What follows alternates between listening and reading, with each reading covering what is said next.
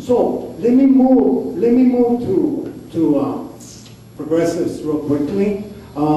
In this process, parting from the teachings of the old man, parting from the teachings of the organizations that are the founders, the pioneering organizations, a whole progressive tech sector comes and grows throughout the history, the 40-year struggle or so. And we partake in besides the immigrant rights movement, labor, clergy, and I just one more minute and I'll be through. We partake in the history in, let's say, the anti-war movements, the anti-war efforts that take place in this last 40 years or so, and in the present, we have a fight in our hands. As I said, we're in the 4th year, and the struggle for immigration reform, it's coming. It's around the corner. We are waiting in some ways for the resolution of healthcare reform and that whole battle, whichever way, however it gets resolved. From there on, we move on to immigration reform. And as far as I know, from polling the people, from the polls that have been published and been put forward, and the thinking and the actions, including the president of Congress, the leaders within Congress, clergy, labor, the immigrant rights movement, but more importantly, the population. There appears to exist a national consensus to legalize the undocumented worker and his families in this country. And let me just give you 2 statistics. This was in June. I forget the name of the polling firm, but that poll said 82% of the people nationally were in favor of legalization in the country, nationally. Okay? When they poll, in that same poll, in terms of conservatives, Republicans, it showed 67% of Republicans in favor of legalization. This is the national, okay? This is the national population. We'll check. This is the banker. This is the banker. When Republicans in the poll were explained that immigrants, upon being legalized, they would be able to pay taxes and other sundries, that come with legalization, the support among Republicans jumped to 89%. 89%. It's amazing. Amazing. In any case, folks, let me end with this.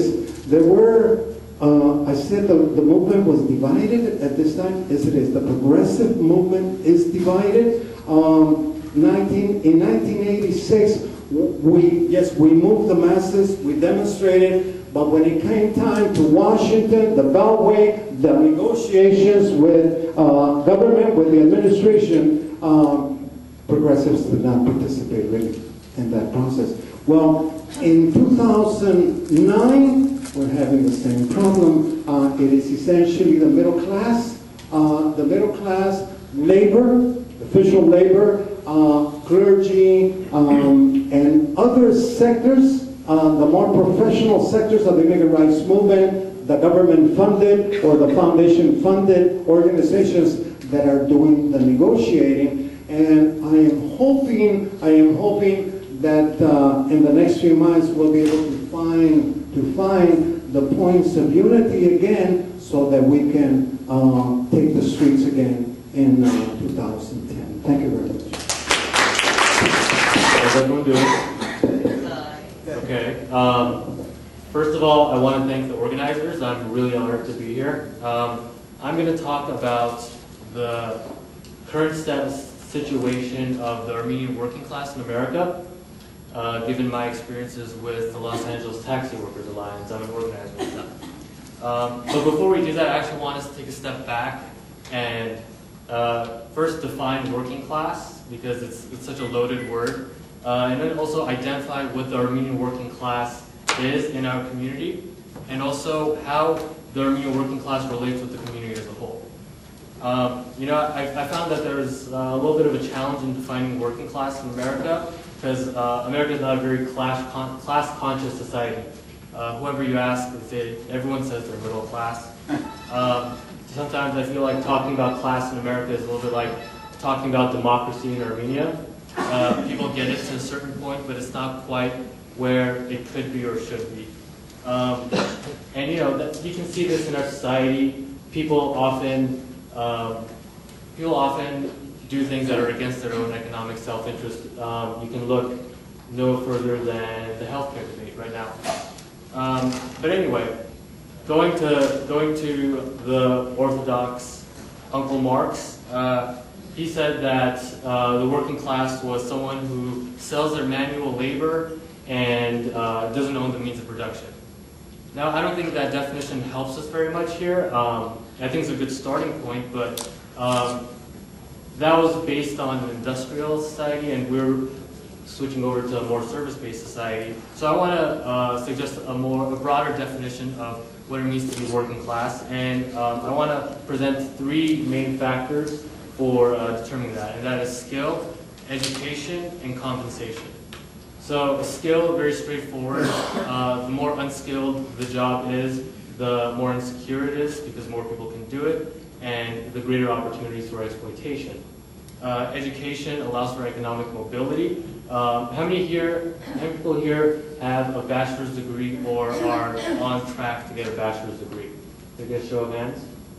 All right, you guys are going to be fine. According to the Department of Education, the average income for someone with a bachelor's degree is actually $40,000 to $44,000 a year if you can find jobs. So that's that. And then there's compensation. And according to the U.S. Census, the poverty levels for an average family is around $25,000. So obviously there's a relationship between the skill, the education, and the compensation. But so we're going to say that the working class is somewhere between poverty and having the income of someone with a bachelor's degree. So if we take that framework and we apply it to the Armenian community, what do we see? I think we see something that we're not used to seeing in the Armenian community, because it's really easy to not interact with the Armenian working class given the current structures of the Armenian community. So let's talk about occupation. Some of the occupations of the Armenian working class are things like taxi workers, the nannies and housemaids, car wash workers, especially in Los Angeles, construction and day laborers, which we don't see a whole lot of, but it exists in LA especially.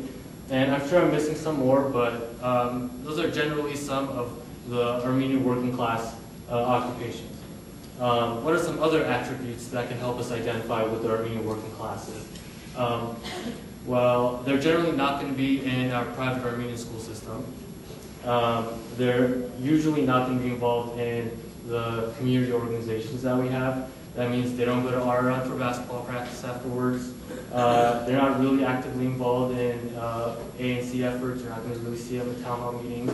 And they're probably not going to participate in the Armenian Fund.